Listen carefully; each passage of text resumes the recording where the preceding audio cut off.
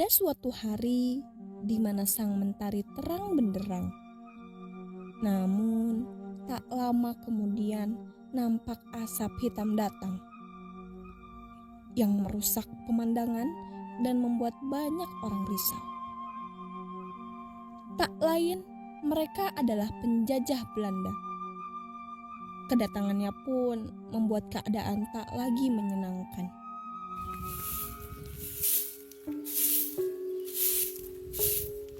Wani Darmi, awak danga Belanda datang kamari yo. Iyo banau nih, hidup kita sudah indaman. Baan nasib kita selanjutnya. Awak pun pikir begitu. Lalu orang Belanda datang.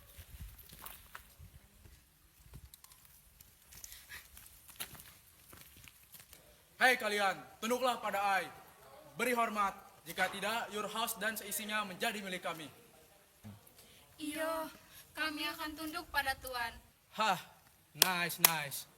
Kelly, ambilkan mereka sembako. Alright, James. Aku punya pertanyaan. Siapa di sini yang paling kalian hormati? Tuanku yang membonjol. Hei, siapa dia? I should be respect here. Ini sembako untuk kalian. Kita pergi dulu Tuan. Sir, I think ada dua golongan yang bisa dimanfaatkan in here. Hah, ide bagus Kelly. Good job. Sekarang tugas kita adalah menghasut kedua golongan itu. Kita adu domba mereka. Ayo kita jalankan rencananya. I cannot wait. Di tempat lain, tuanku Imam Tuan, Bonjol dan lihatlah Suni mereka sedang bermain sedang judi. jalan di pemukiman Astagfirullahaladzim. penduduk dan bertemu dengan kaum adat.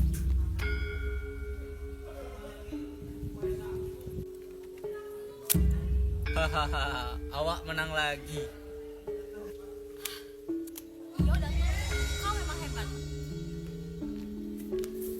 Hei kalian, hentikan permainan itu. Mangga mesti berhenti. Ini adalah tradisi kami. Perbuatan kalian itu salah. Islam melarang perbuatan judi untuk dimainkan. Berhenti kini. Berhenti, atau Tuhan akan melaknat kalian. Hah, indah, baik kalian. Jika kesini hanya melarang kami. Baiklah, kami akan pai dan Indah akan memaksakan kalian berhenti. Baiklah, jika itu keinginan kalian.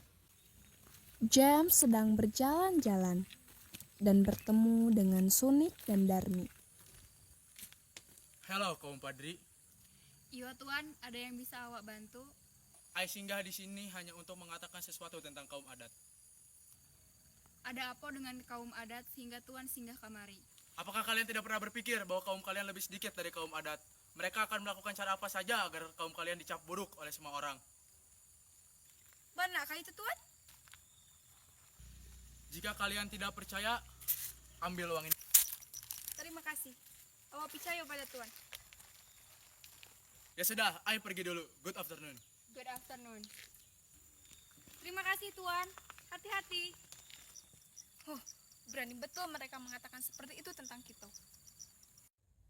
Di tempat lain, Kelly sedang menghasut kaum adat. Setelah mendengar itu, hati kaum tersebut berapi-api karena perkataan dari orang Belanda tersebut. Ternyata benar, dugaan mereka kaum padri dan kaum adat pun mengalami perselisihan.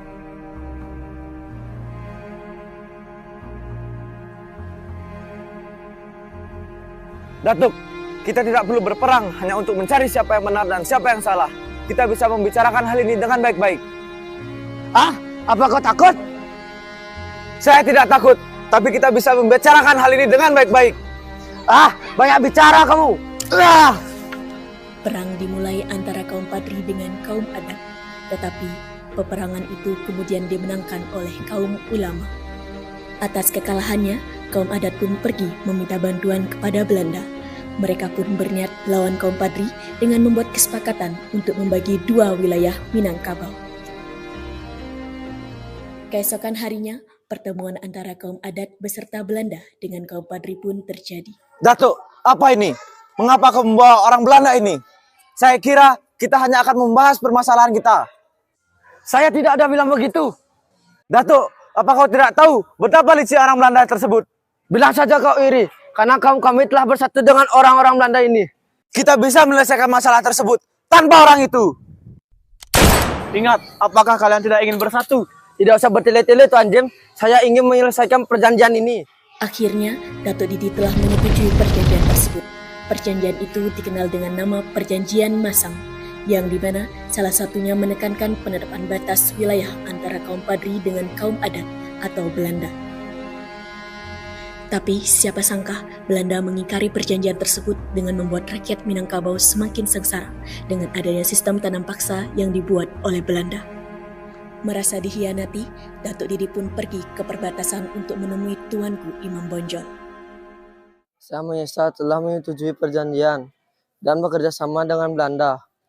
Kini kaumku pun mengadu bahwa Belanda sering memaksa mereka untuk bekerja keras. Sekarang kau sudah lihat kan apa yang diperbuat Belanda kepada penduduk sekitar. Mereka hanya memanfaatkan kita dari awal, tapi kau tidak menyadari hal tersebut. Saya meminta maaf telah mempercayai orang-orang Belanda. Kini bagaimana cara kita untuk mengusirnya? Baik, sekarang kita akan bersatu untuk mengusir orang-orang Belanda tersebut. Kau kumpulkan kaummu dan aku akan mengumpulkan kaumku. Baik, Tuan.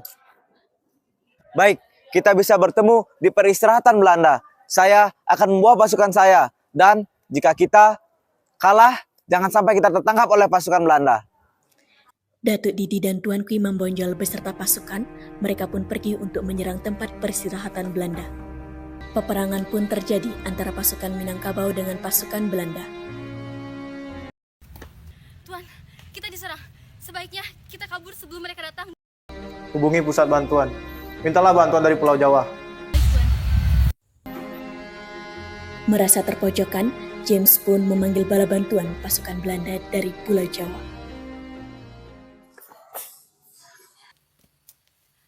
Lapor, saya dikirim oleh Kapten James untuk meminta bantuan karena pasukan telah gugur melawan rakyat Sumatera. Alright, kau kembalilah ke sini malam ini. Kita akan ke Pulau Sumatera dan membawa pasukan yang akan ikut denganmu. Oke, terima kasih Tuan. Setelah mendapatkan bantuan dari pasukannya yang berada di Pulau Jawa, Belanda pun berhasil menguasai daerah Sumatera Barat.